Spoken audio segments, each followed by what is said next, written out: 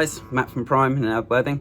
So this week I've been asked a lot for this from a lot of the chaps popping into the shop and everything else. So what they're thinking would be a really good idea is if we did a little step-by-step setting up kind of your lure gear, getting ready for the season. So for a lot of the guys kind of getting into this, having a look at different kind of styles of link clips, how we tie those on, how we tie our leaders, what's the purpose of a leader, what material are we using.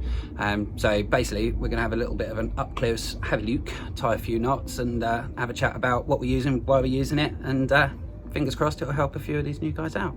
See you on the side. So let's have a close look at these links. We'll have a look at the links first and then we'll start having a look at knots and leader material, etc, etc.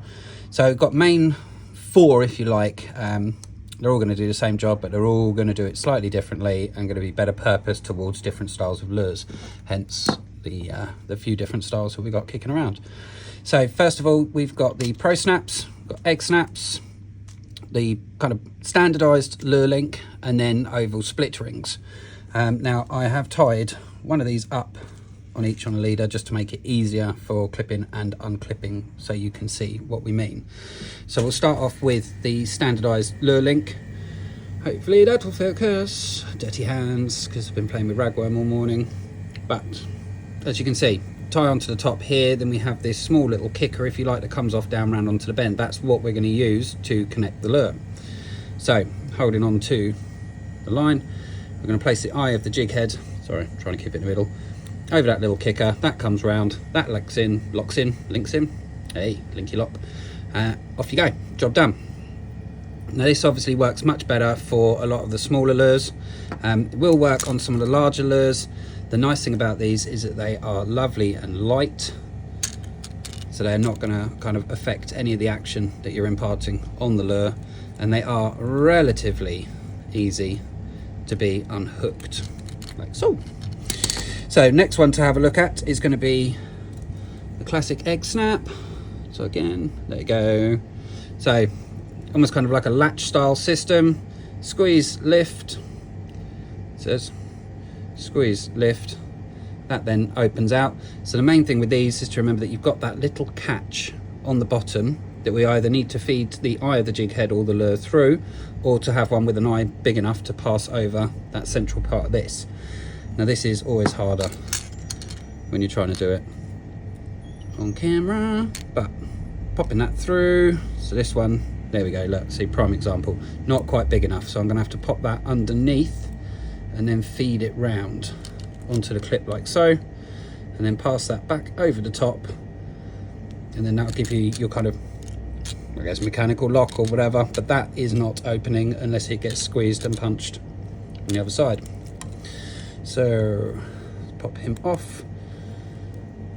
Again, always a pain in the backside when you're trying to film it.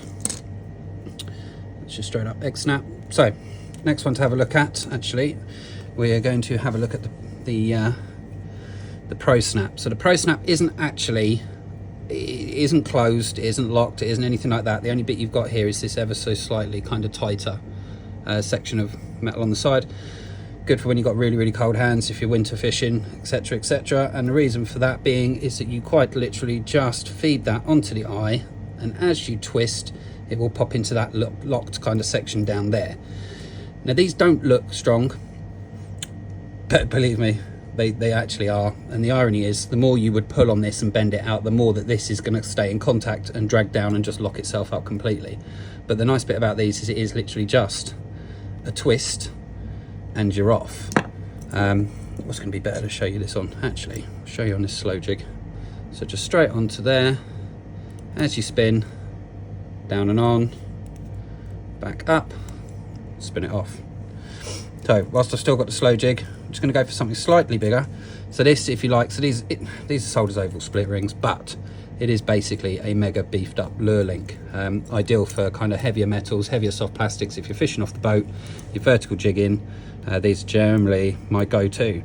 So down, round, on, job done. And the nice thing about these is you use that same kicker again to bring it back off. It doesn't get much easier than that. But these are mega strong. I think these are rated to £60. Let's be honest, you know, most of us are using 30, £40 fluoro. 60, ain't going nowhere. checking I'm still in shot. It's all good, nice and lovely. Okay, so let's have a look at some of these knots then. I think what we're going to do on this one is we are just going to use one knot throughout this whole process. Let's keep it simple. This is kind of aimed at the guys getting into this. If you're out in the water and you're wading, you don't want to be faffing around tying some ridiculously stupidly long-winded knot. All right, yes, some are going to be better than these, but these are more than ample for the fishing that we're doing around here with the fish that we've got around here. So I think the first ones we're going to start off with is going to be a simple uni knot to our link. So get your selection, cut your section of fluorocarbon. We're going to pick a massive link because it will make this knot a lot easier to look at. And all we're going to do is we're just going to pass that fluoro through the link, come back on ourselves like so. Whilst pinching together on the link, we're going to bring the tag end back, creating a little loop with the line that passes alongside. Helps if I keep it in the middle. And then we're going to pass this tag end through this loop 4 or 5 times. Now, if it's finer material, you want to go through a couple more times. If it's stiffer, thicker material, 4 will be more than ample. Now, I'm going to break the golden rule here. This should be wetted with a bit of saliva to stop it burning up, but you don't want to see my ugly mug licking a piece of line in front of the camera, so we're going to go without. But as you tighten up, keeping everything taut, so keeping taut on your left hand, keeping taut on your right, that knot will start to lift and tighten itself up. Now normally with a bit of spit that would come too, but just tease that knot up on itself, and as you can see, it will form there. Now again, licking the line so you don't get any friction burn, you then draw that knot down onto the side. There's your connection. Now you can snip that tag end as close as you like if you want. Personally, I wouldn't recommend that. I would always allow a tiny bit of slippage. Let's be fair, if you get a bit of weed coming down your line, it's going to catch on this anyway, so having 0 tag end isn't really useful at all. And that's it. Single uni knot onto your link, onto your connector. That's not going to fail. That's going to be good as gold. So get this one out of the way. Using the same principle of that knot, we're going to use it as a leader knot. So we can actually double up on this knot, tying 1 uni from the braid to the fluoro, and then reversing it and then doing fluoro to braid. So you're out on the beach, cracked off on your leader. So offer up your 2 lines parallel to each other, and then holding out, we're going to follow the same steps as we did before on the link. We're going to bring the braid down, we're going to create a loop, and then what we're going to do is we're going to pass this tag end round both of these lines through this hoop 5 times. So it's 1, 2, 3, 4, 5. Now this is a lot easier if your tag end isn't ridiculously long, otherwise you're going to keep pulling it through that loop and it's going to be a pain in the backside. So again, as before, tighten it down. You can see that knot starting to form. Tuck it up. There we go. We now have our braid tied to our fluoro. So to finish this off, obviously we want to make a connection from the fluoro end, so we need to invert that, create a loop with your fluoro, and then follow the same process again. So 1, 2, 3, 4, 5. Now what will happen here, because the fluoro is a much stiffer material, the braid will naturally form around the fluoro, so we've got to keep some tension on that braid to try and keep it as straight as possible to get that fluoro to form around the braid. You see how it's kind of trying to bite up and tuck itself up? If we keep the pressure on that braid, it will come true. And then again, just nip that up, keep that formed around it. Doesn't need to be mega tight, because as you bring these 2 down together, as you can see, they will bunch up and tidy up. So cut the nips just to make sure that's nice and in there. So this one, we will cut our tag ends a little bit tighter, only because if some of you guys are letting this knot go through your tip eyes, which you shouldn't be, unless you're on a boat obviously, you don't want it catching too heavily. Those scissors are good. Right, there we go. That is our leader connection. That isn't going anywhere. That is a double uni knot. So we've used a single uni knot to clip on our link, and then we've used a double uni knot to connect our mainline braid to our fluorocarbon. Right. So next part, why are we using fluorocarbon? So there's a few really good reasons behind this. Fluorocarbon, okay, so if we want to get into the scientific-y kind of side of things, theoretically it's got a very similar light refraction that water has, therefore making it slightly less noticeable in the water. The main reasons why I think personally it really is the leader of choice, sorry, these videos, they do start to melt my brain, why this is kind of your preferred material for your leader, is the fact that it is abrasion resistant, it is stiff. Those are the two main ones. So for it to be stiff, and the reasoning why that comes in handy is if you imagine that you're, actually let's do it, imagine your lure's clipped up.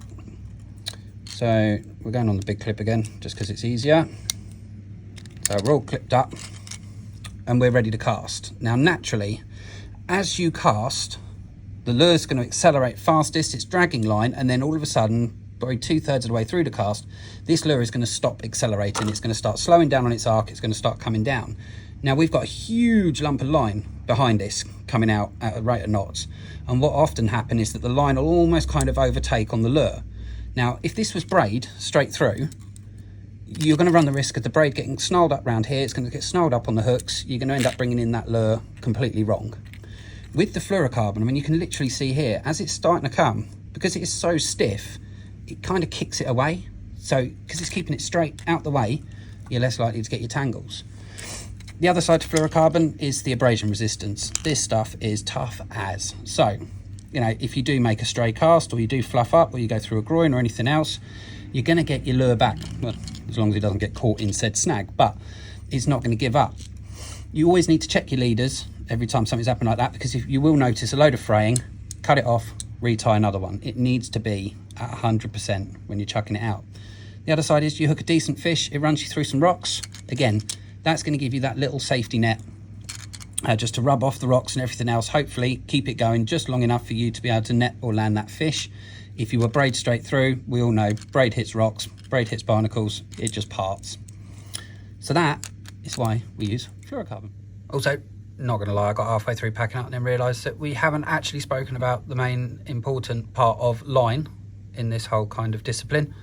That is braid. Right, braid is the way forwards. There is no supplement for this. You want to be fishing braid. Mono just doesn't cut it. Diameters are wrong, everything else. So why do we use braid? First, main, foremost reason is this. Hear that? That is the sound of no stretch.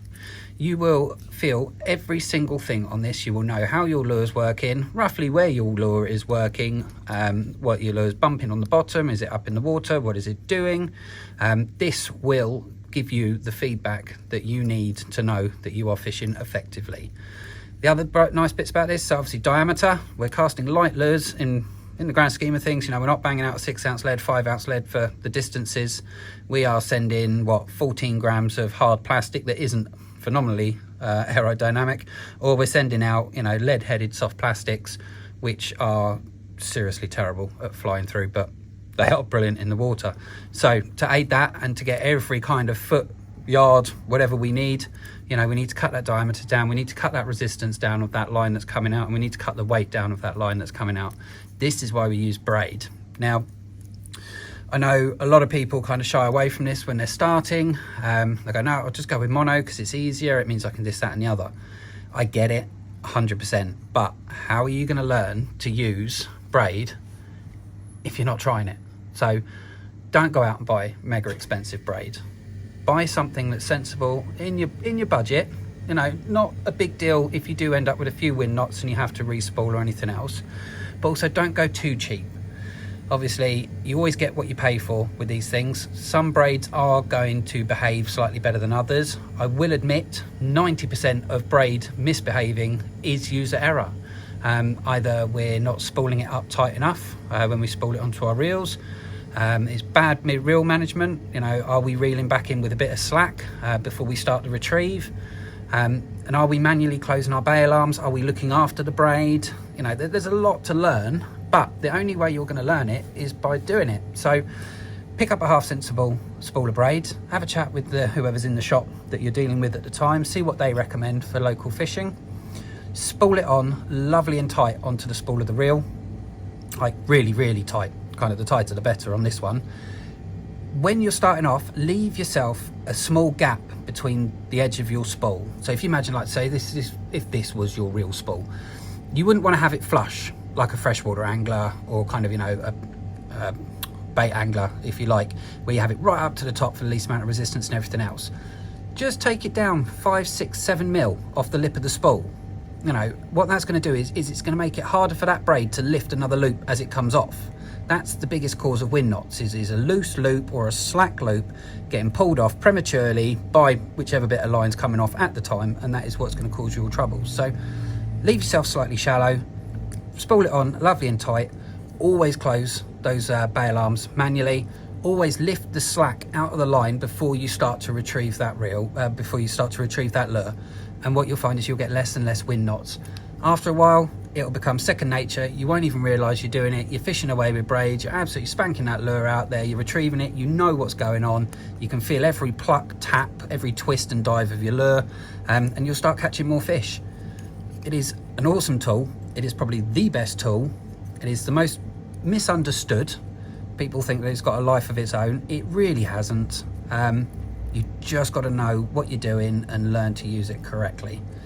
So I think that's probably covered all of the basics. I'll get all this lot tidied up and put into the video now.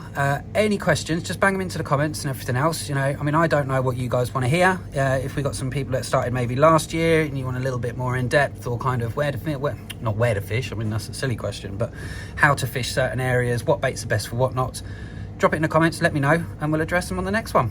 So until then, take it easy, and see you on the flip flop.